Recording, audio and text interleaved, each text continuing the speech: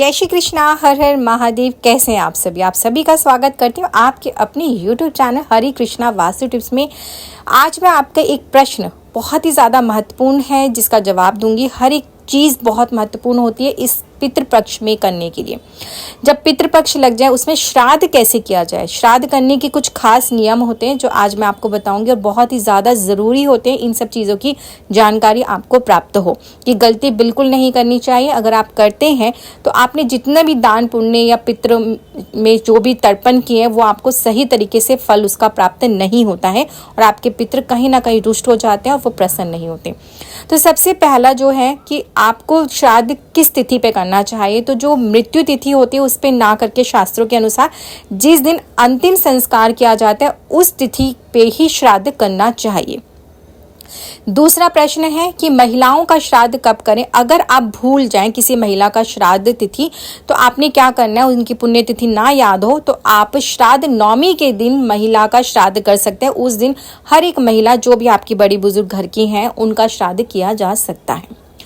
तीसरी महत्वपूर्ण बात यह है कि अगर सारे भाई अलग अलग रहते हैं तो क्या करें, सबको अलग अलग करना चाहिए। जी बिल्कुल, अलग अलग आप सबका घर है, आपकी रसोई अलग अलग है तो आपको श्राद्ध भी अलग अलग करने ही चाहिए। और सबसे ज़्यादा महत्वपूर्ण अगली बात यह है कि श्राद्ध अगर अलग अलग भाई सभी करें मगर नहीं, देखिए सबसे बड़ा बेटा या तो फिर सबसे छोटा बेटा, इन दोनों के हाथों से किए गए ही श्राद्ध पुण्य तर्पण लगते हैं। जो मंझले होते हैं उनके हाथों के किए गए श्राद्ध नहीं लगते हैं। तो जो घर के बड़े हैं या फिर जो घर का सबसे छोटा बेटा है वही श्राद्ध कर सकते हैं, उन्हीं के हाथ का श्राद्ध लगता है। अब एक प्रश्न ये है कि अगर मासिक धर्म आ जाए किसी भी श्राद्ध तिथि पे और हम श्राद्ध नहीं कर पा रहे हैं तो ऐसे में क्या करें। आपने क्या करना है, अगर आप उस दिन नहीं कर पा रहे तो कोई बात नहीं, आप जो सर्वपित अमावस्या है उस दिन श्राद्ध कर सकते हैं, कोई इसमें दिक्कत नहीं है। इस तरह से आप श्राद्ध कर लें। अब एक चीज़ गलती जो करते हैं वो गलती ये है कि जब तक आप ब्राह्मण भोज घर में बिठा के नहीं कराते वो गलत होता है। आप कई करते हैं कि मंदिर में जाके पंडित जी को देकर आते हैं, ब्राह्मण को दे के आते हैं भोजन। आप ऐसा ना करें। और कई बार आप सीधा ही पकड़ाए आते हैं कि उनको कच्चा सब कुछ दे दिया और भाई हमने सीधा निकाल दिया, जिसको सीधा बोला जाता है। ऐसा भी नहीं करना चाहिए। कोशिश पूरी यही करनी चाहिए 100% कि आप घर में ही बनाएं और बना के ब्राह्मण बुलाएं और ब्राह्मण बुला के उनको दक्षिण दिशा में मुख करा के बिठा के आसन दे के अच्छे से उनको भोज कराएं। उसके बाद ही आप परिवार के सभी सदस्य ग्रहण करें। ये गलती बिल्कुल भी ना करें।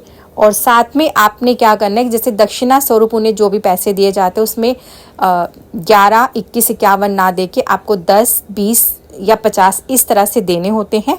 और आप ये जो श्राद्ध का जो समय होता है वो 11 बजे का होता है। आप 11 बजे से 12:30 के बीच में करें, जिसे कि कुतुब समय कहा जाता है। उससे जल्दी करने से कोई फ़ायदा नहीं होता, इसलिए जो श्राद्ध का समय वो यही होता है। तो इस तरह से अगर आप ये नियम अपनाते हैं और इस श्राद्ध पक्ष में इन चीज़ों को करते हैं तो आपको अपने पितरों का बहुत सारा आशीर्वाद प्राप्त होता है और वो सही तरीके से श्राद्ध उनको लगता है। तो कहते हैं ना कई बार कि हमें अपने पितरों का आशीर्वाद प्राप्त नहीं हो पा रहा, कहीं ना कहीं हमसे पितृपक्ष में कोई ना कोई गलती होगी। तो ये छोटी छोटी जो गलतियां हैं वो हो जाती है। तो इन चीज़ों का ध्यान रखें। इन श्राद्ध पक्षों में श्राद्धों के नियम को फॉलो करें और अपने जीवन में अपने पितरों का बहुत सारा आशीर्वाद और प्यार पाएं। इस तरह की जानकारी के लिए वीडियो को लाइक करें, चैनल को सब्सक्राइब करें और वीडियो अच्छी लगी तो प्लीज़ ज़्यादा से ज़्यादा शेयर करें कि सभी का भला हो सके। कि इसलिए ये छोटी छोटी सी जो बातें हैं, जानकारी ये बहुत ज़्यादा ज़रूरी होती हैं जो कई बार लोग नहीं जानते हैं और गलती कर जाते हैं। तो इस तरह की जानकारी के लिए चैनल को सब्सक्राइब करें। कमेंट्स बॉक्स में जय श्री कृष्णा हर हर महादेव लिखना बिल्कुल मत भूलिएगा। फिर मिलते हैं कुछ ऐसे खास ज्योतिष उपाय के साथ में, कुछ ऐसी खास जानकारी के साथ में। आप सभी का दिन मंगलमय हो और आप सबके ऊपर भगवान की असीम कृपा दृष्टि सदैव बनी रहे। जय श्री कृष्णा हर हर महादेव।